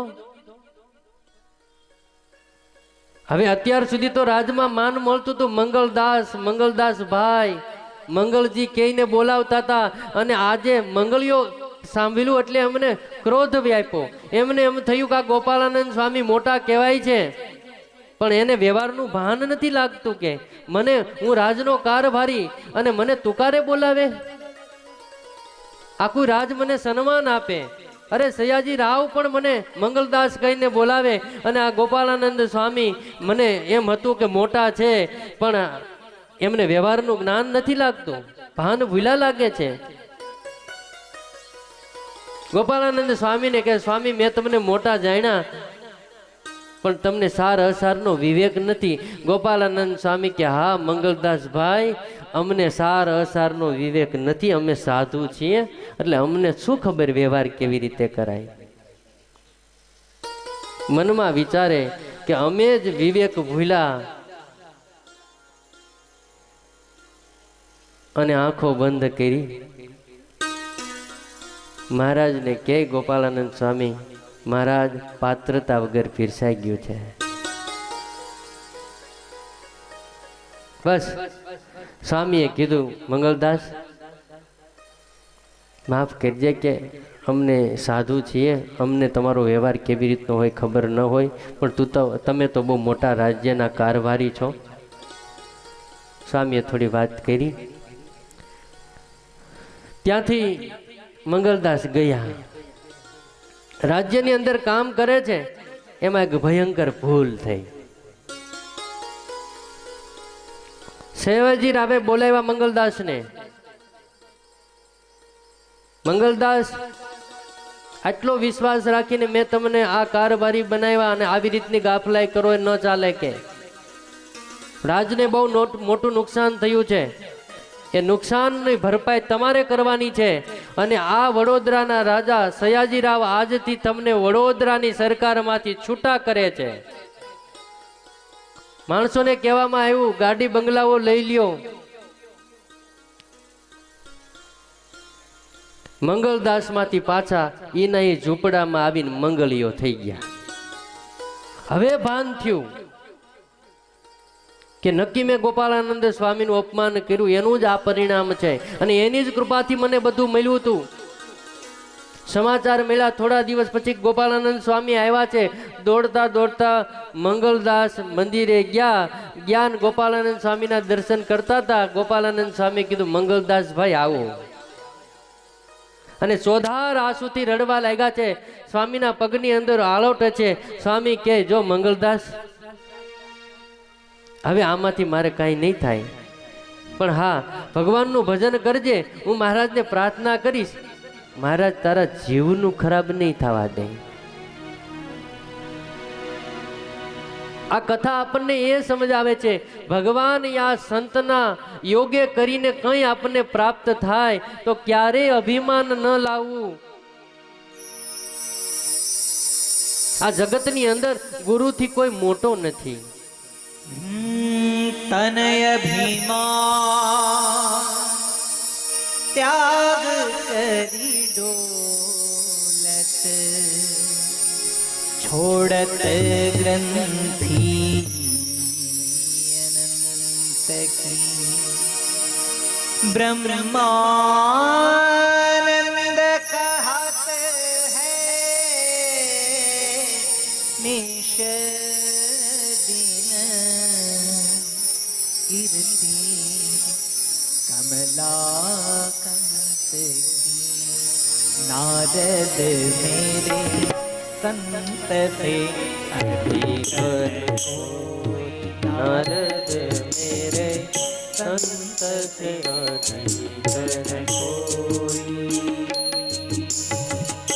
ममयूर संतन अरु में संतन यूर वास करो धीर कोई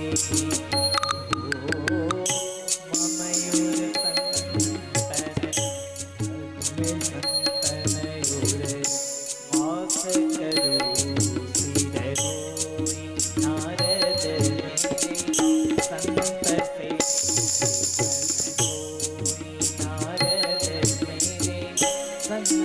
से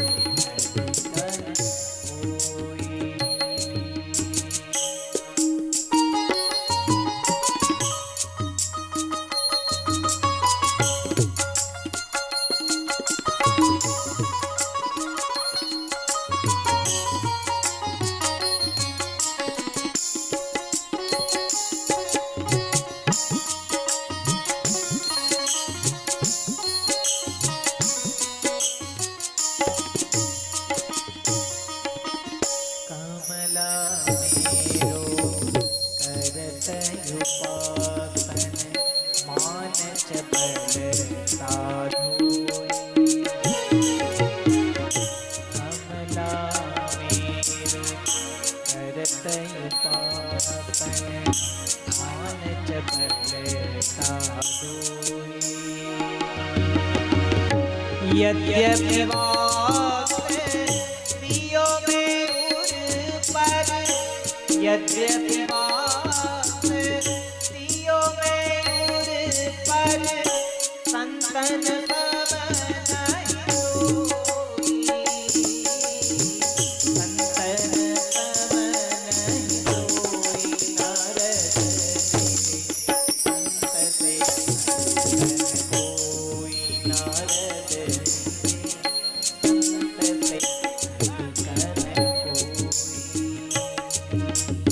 ભગવાન કહે છે કે નારદ મારે તો મારા માટે મારા સંત શ્રેષ્ઠ છે.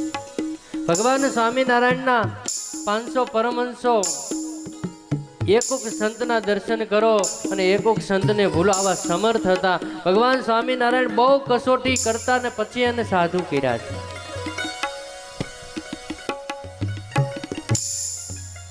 માનકુવાના મૂળજી ને કૃષ્ણજી માનકુવા કચ્છની અંદર આવેલું છે.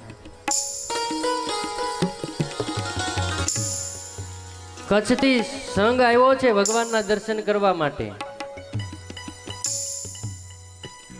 સંઘની અંદર કૃષ્ણજી મહારાજના દર્શન કર્યા છે. મહારાજના દર્શન કરતાની સાથે જ મહારાજની મૂર્તિમાં એનું ચોટી ગયું છે.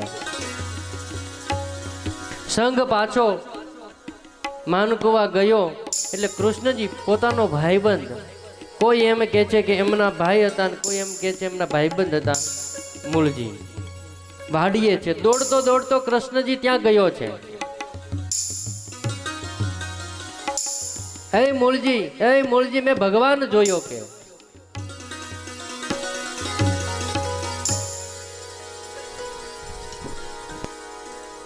મૂળજી કે તારી વાત ખોટી કે નહીં, મેં જોયો કે મેં બોલતો ભગવાન જોયો.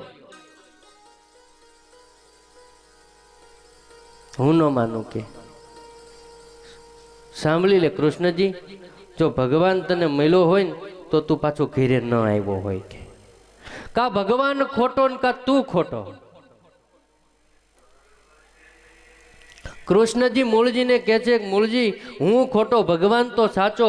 મેં ગઢપુરની અંદર લીંબ તરુની નીચે જીવતો જાગતો વાત કરતો મેં ભગવાન માયણો જાયણો અને દર્શન કર્યા, એટલે એ ભગવાન તો સાચો છે પણ હું ખોટો છું કે હું પાછો અહીંયા આવ્યો.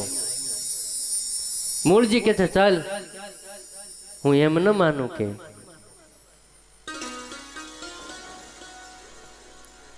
મૂળજીને સાથે લઈ કૃષ્ણજી ગઢપુર આવ્યા અને મહારાજની મૂર્તિના દર્શન કરી, મહારાજની એકુક લીલાના દર્શન કરી મૂળજીને એમ થયું કે કૃષ્ણજી કહે છે એ ભગવાન સાચો હો. કે મૂળજી અને કૃષ્ણજીએ નક્કી કરી લીધું બંનેએ કે હવે ઘરે પાછું નથી જવું, અહીંયા રહીને સાધુ થઈ જવું છે.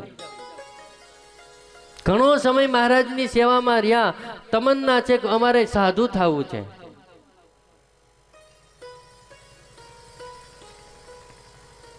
પણ મહારાજ સાધુ કરે તો થવાય.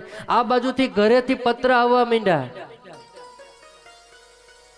મહારાજ ઉપર પત્ર આવે કે અમારા પતિ, અમારા દીકરા, અમારા બાપા ત્યાં આવ્યા છે, એમને મોકલો અહીંયા ઘરે. ઘરે બધા રાહ જોવે છે, આખો વ્યવહાર ઘરનો એની ઉપર છે. એટલે મહારાજે એક દિવસ મૂળજી અને કૃષ્ણજીને બોલાવીને એમ કીધું કે તમારા ઘરેથી સમાચાર આવે છે, પત્રો આવે છે, એટલે તમે માનકુવા પાછા જાઓ.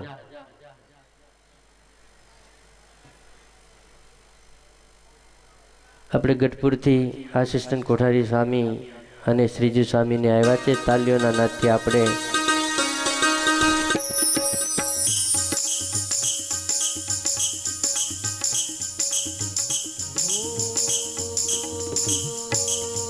ગોપીનાથજી મહારાજ.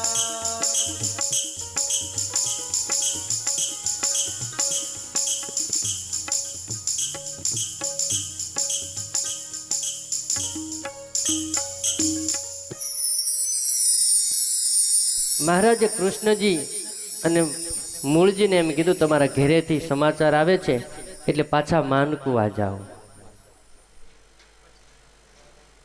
અરે મહારાજ, અમે તો સાધુ થવા આવ્યા છીએ. મહારાજ કે જાઓ ઘરેથી રજા લઈને આવો. કે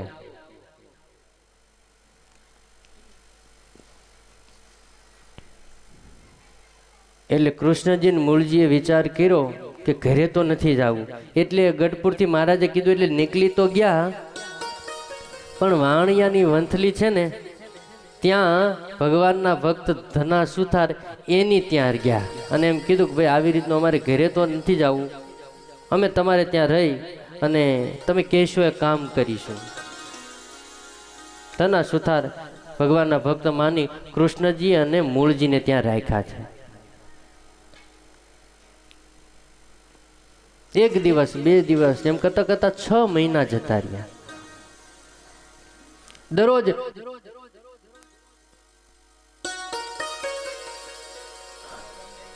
ક્યાંય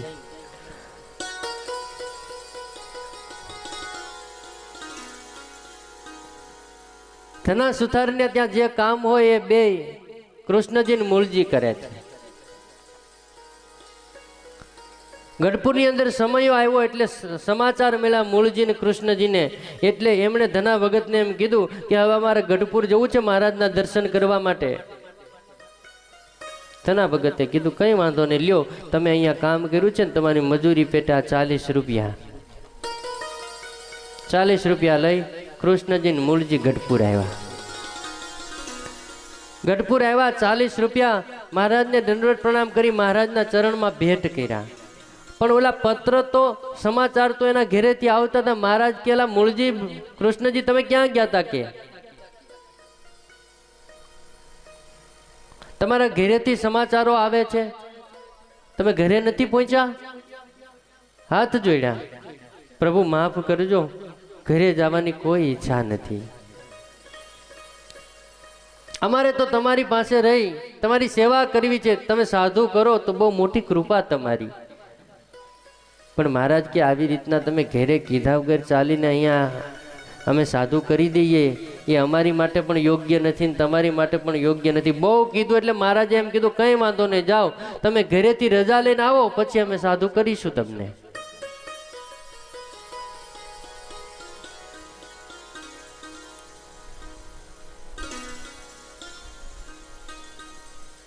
હવે તો બે નક્કી કરી લીધું ઘરે જઈને રજા માગીને આવવું છે કે, અને દોડતા દોડતા એ માનકુવા જાય છે. રસ્તામાં વિચાર કર્યો કે આપણે સંસારના કામના છીએ એટલે આ લોકો આપણને રજા નથી આપતા, સંસારના કામના રહેવું જ નથી. અને બેએ બહુ અઘરો જાલીમ વિચાર કર્યો અને પોતાની ઇન્દ્રિયોનું છેદન કરી નાખ્યું. સંસારના કામના રહીએ તો વળગણ રહે ને.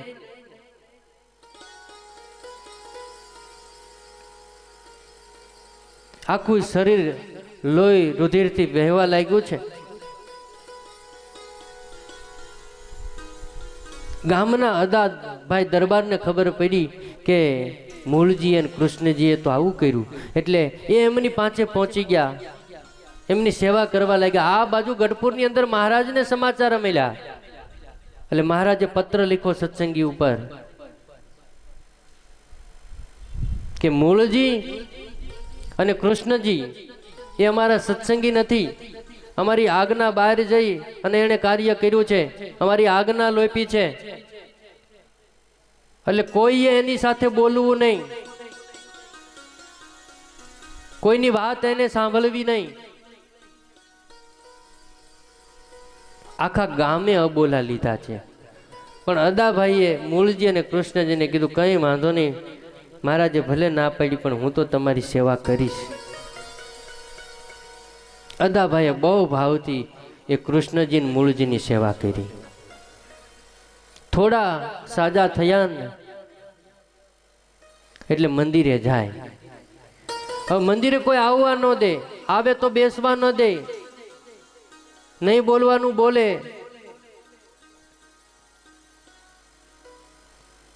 વિમુખ કહીને બોલાવે. એટલે મૂળજી અને કૃષ્ણજી બજારમાં કૂતરાઓ બેસે ત્યાં બેસે અને પણ કથા વાર્તા સાંભળે મંદિરની બહાર બેઠા બેઠા.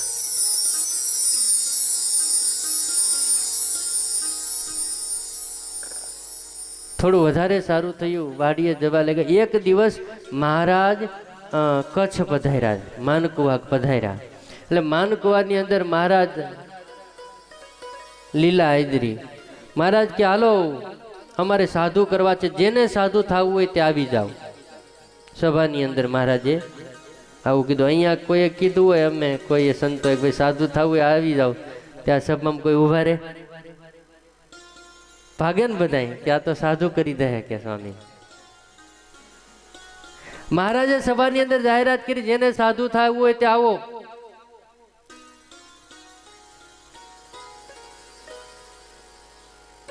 કોઈ આવે? હલવે હલવે હલવે કરતા આખી સભા ખાલી થઈ ગઈ. અને મૂળજી અને કૃષ્ણજી વાડી હતા ને એને સમાચાર મળ્યા કે મહારાજ બધાને સાધુ કરે. દોડતા દોડતા આવ્યા. કોઈ હરિભગતે પૂછ્યું, એલા મૂળજી ક્યાં જાવ છો? કે એ કે મંદિરે જઈએ છીએ, મહારાજ સાધુ કરે છે. એ કે હા જાતા નહીં કે ને સાધુ હકીકત ખોટું નહીં કે મહારાજ જશો એટલે સાધુ કરી જ દે છે કે બધાને જેને થવું એને કરે. મૂળજી ને કૃષ્ણજી કે આ પ્રકરણ અમારી માટે જ આદર્યું છે. મહારાજે દોડતા દોડતા મંદિરે આવ્યા અને મહારાજને કે મહારાજ અમને સાધુ કરો. મહારાજ કે ઘરે રજા લીધી?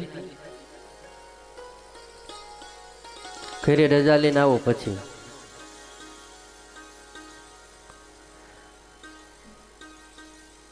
મહારાજે સાધુ તો ન કર્યા. પછી મહારાજ ત્યાંથી ગઢપુર આવી ગયા. પણ આ બેને મનમાં એમ કે ગમે એ રીતે સાધુ થઈ અને મહારાજની સેવામાં રહેવું છે, એટલે હાથે પોતે ગેરું મગાવી, કપડાં રંગી અને સંન્યાસી બની ગયા. અને પછી માનકુવાથી ત્યાગ કરી અને ગઢપુર આવ્યા. મહારાજ સભા ભરીને બેઠા છે ને, આ બે સંન્યાસીઓ ત્યાં આવ્યા. મહારાજ મનમાં વિચાર કરે, આ મારા ક્યાં સાધુ આવ્યા? કે નજીક આવ્યા, કીધું ભાઈ ક્યાંથી આવો છો? માનકુવાથી આવીએ છીએ. તમારા નામ શું છે? કે અરે મહારાજ નામ રૂપ તો મિથ્યા છે. કે મહારાજ કે આવડા મોટા જ્ઞાની થઈ ગયા? મહારાજ કે તમને સાધુ કોને કર્યા? મહારાજ છોડો ને બધું, કે ભગવાનનું ભજન ભક્તિ કરવા સાધુ થઈને આવી ગયા છીએ. મહારાજ પાર્ષદોને કે આ તો ખોટા સાધુ છે, કે આને કાઢો. ધક્કા મારીને મહારાજે દરબારની બહાર કઢાવ્યા. બે મૂળજી અને કૃષ્ણજી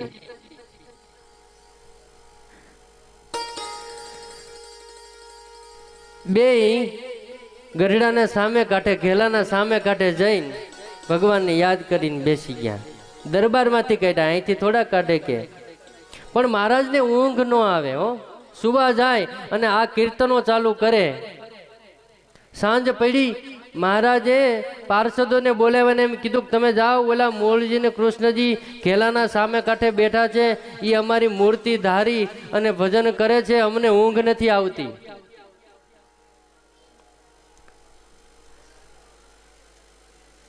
અને પાર્ષદો ગયા. મૂળજી ને કૃષ્ણજી એ ભગવાનનું ભજન કરે છે. ત્યાં જઈ અને કહે છે કે તમે અહીં હું બેઠા છો, મહારાજે તમને કાઢી મૂક્યા છે. ભાઈ અમે તો ક્યાં દરબારમાં, અમે તો અહીંયા ગામની બહાર બેઠા છીએ. નહીં, અહીંયાથી જાઓ, મહારાજને ઊંઘ નથી આવતી. ત્યાંથી ધક્કા મારીને કાઢ્યા. પણ આ બે નક્કી કરી લીધું કે હવે ઘરે તો જાવું. આખો દિવસ કોઈ સત્સંગીઓ આવે તો એને પૂછે મહારાજના ખબર અંતર, મહારાજનું બધી વાતો પૂછે એટલે આનંદ થાય. સાંજ થાય એટલે માણસો હરિભક્તો આવતા બંધ થઈ જાય એટલે ઘેલા કાંઠે આવીને બેસે. બીજે દિવસે આવીને બેઠા, બીજે દિવસે પણ ભગવાનનું ધ્યાન કરી ભજન કરવા લાગ્યા. આ બાજુ અક્ષર ઓરડીમાં મહારાજ ઢોલિયા ઉપર વિરાજે અને શયન કરે, પણ મહારાજને ઊંઘ ન આવે. મહારાજને એમ થાય કે મારો ઢોલિયો કોક ખેંચે છે.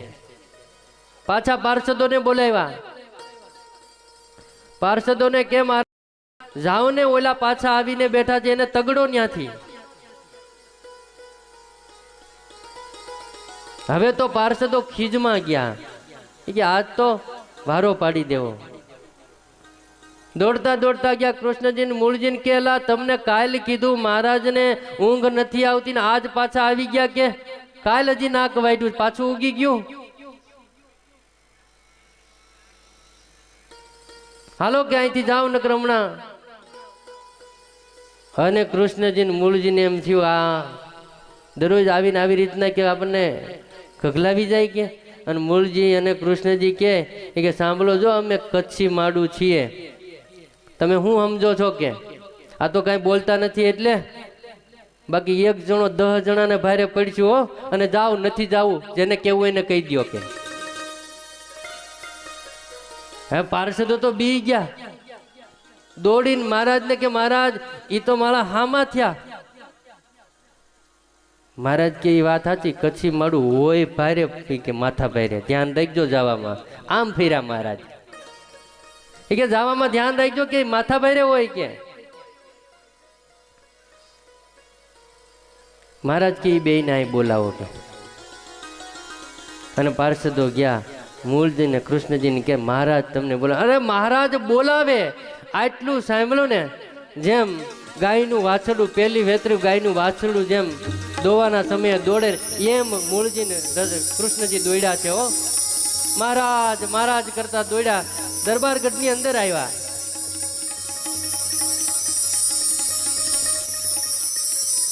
મહારાજ પણ દરબારગઢની અંદર અક્ષર ઓરડીમાં વાટ જોઈને ઉભા. મહારાજ સામે દોડ્યા અને મહારાજ કૃષ્ણજીને અને મૂળજીને દંડવટ કર્યા છે. અરે હા હા મહારાજ, મૂળજીએ બાથ ભરીને મહારાજને ભેટી પડ્યા. મહારાજ તમારે થોડા દંડ. અરે મહારાજ કે મૂળજી અમે કેવા કેવા અપમાન કર્યા તમારા.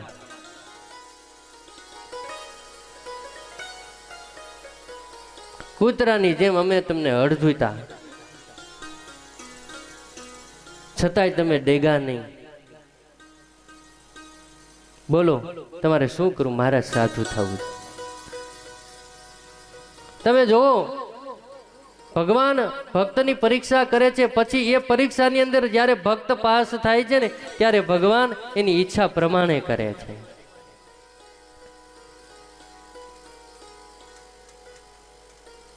મહાભારતનો પ્રસંગ, એક બાજુ કૃષ્ણની અક્ષયણી સેના અને એક બાજુ કૃષ્ણ નારાયણ. પણ નિયમ છે, હું શસ્ત્રનું ધારણ નહીં કરું.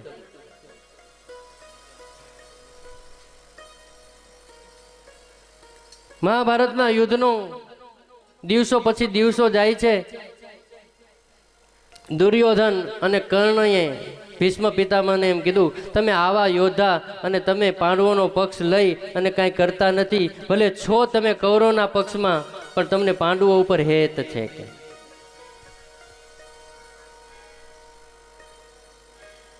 અને પછી આપણે જાણીએ છીએ ભીષ્મ પિતામહે નક્કી કર્યું કે આજ સાંજ થાય તો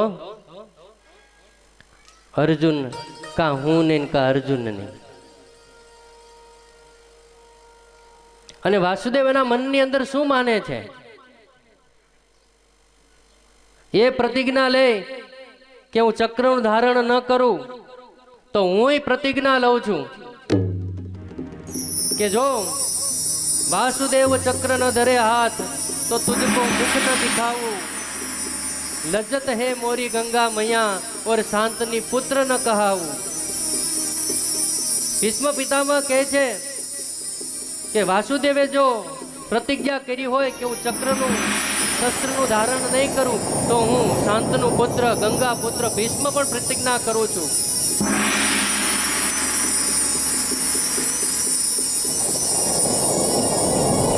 અને પિતામહે વિકરાળ સ્વરૂપ ધારણ કર્યું. ક્રોધે ભરાયા છે. આજ સાંજ સુધીમાં કા હું નહીં અને કા અર્જુન નહીં. એક બાણે પૃથ્વી પ્રજાલું, બીજા બાણે બ્રહ્માંડ ડોલાવું, ત્રીજા બાણે હરિચક્ર ન ધરે હાથ તો અર્જુનનું શીશ ઉડાવું. પિતામહ કહે છે એક બાણથી પૃથ્વીને પજાળી દઉં, બીજા બાણે આખું બ્રહ્માંડ ડોલાવી દઉં, અને છતાંય વાસુદેવ ન માને અને શસ્ત્રનું ધારણ ન કરે તો અર્જુનનું શીશ ઉડાવી નાખું. પિતામહે ધનુષ બાણ ખેંચ્યું છે, નિશાન તાકે છે. અર્જુન વિચાર કરે ધનુષ ગાંડી હાથમાં લે ન લે. અને પિતામહ બાણ છોડે, અર્જુનને લાગતા લાગતા રહી જાય. અર્જુનને આજે ખબર નથી શું થઈ રહ્યું છે. અર્જુનને મધુસૂદન મને આજે સમજાતું નથી કે પિતામહ ક્યાં સ્વરૂપે આજે યુદ્ધ કરવા માટે આવ્યા છે.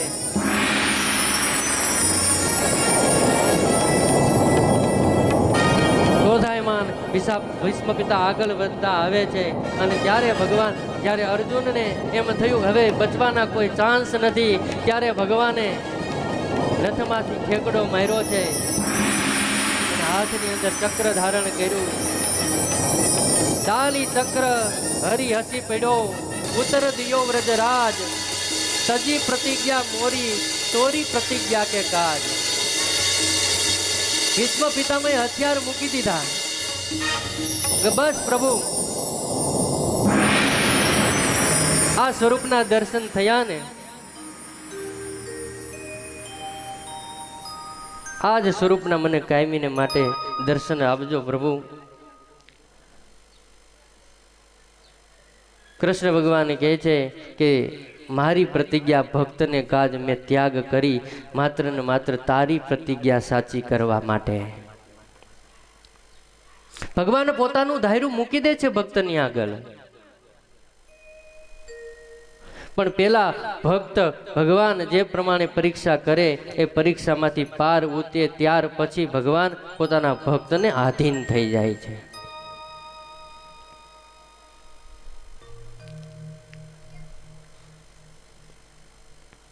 ભગવાને આજે નીલકંઠ પ્રભુએ નક્કી કર્યું છે કે તપશ્ચર્યા કરી જગતનું કલ્યાણ કરવું. વનની અંદર મોટા મોટા યોગીઓને મળતા મળતા ભગવાન આજે હિમાલયના પહાડની ગુફાની અંદર પધાર્યા છે. ત્યાં ગોપાલ યોગીનો એમને મેળાપ થાય છે અને ગોપાલ યોગીની પાસે પ્રભુ યોગ વિદ્યા શીખે છે. એની કથા આપણે કાલની સભામાં કરીશું. આજે આપણે ગઢપુરથી ગોપીનાથજી મહારાજનો સંદેશો લઈ અને સંતો પધાર્યા છે તો એમના પ્રવચન લેવા છે. તો 2 મિનિટ ધૂનની સાથે ભગવાનની કથાને અહીંયા સ્વામિનારાયણ સ્વામિનારાયણ સ્વામિનારાયણ સ્વામિનારાયણ સ્વામિનારાયણ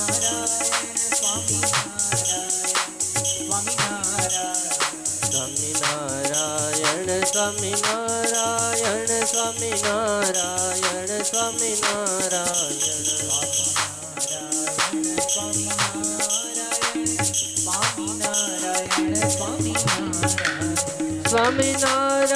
સ્વામિનારાયણ સ્વામિનારાયણ સ્વામિનારાયણ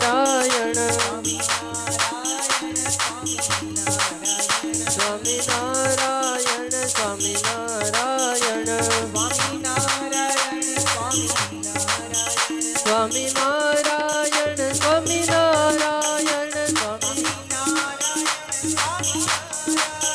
સ્વામિનારાયણ સ્વામિનારાયણ સ્વામિનારાયણ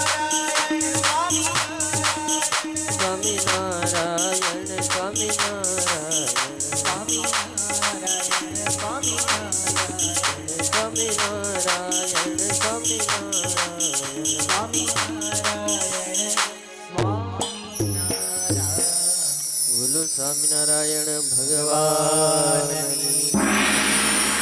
ભલા ભક્તજનો બહુ સરસ મજાની આપણા વક્તા